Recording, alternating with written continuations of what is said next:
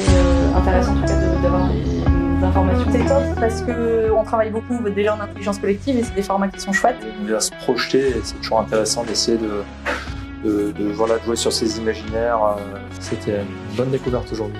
De pouvoir vraiment se projeter, de pouvoir l'écrire pour apporter des idées et qui sont parfois pas forcément utopistes ou farfelues, mais qui peuvent être aussi des bonnes pistes finalement. Donc là, il y a effet de serre additionnel, émissions de gaz à effet de serre. La fresque de la montagne, elle a été élaborée par le réseau EduCap, dont Mountain Riders nous faisons partie. Et l'idée, c'est de vulgariser les conséquences du dérèglement climatique en montagne.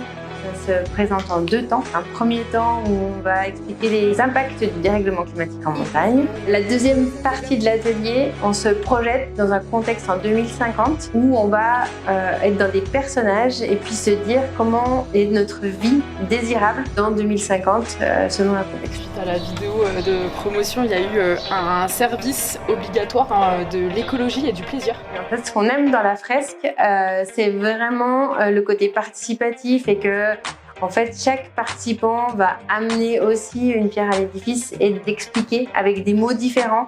Parce qu'en tant qu'animateur, on va expliquer d'une certaine manière, mais les participants vont l'expliquer d'une autre. Et ça, c'est vraiment chouette. De ne pas être dans la culpabilité et d'accepter en fait les réponses de chacun. Et c'est pour ça qu'on pose un cadre au début. Donc, tout le monde est d'accord de s'écouter et puis de se faire confiance.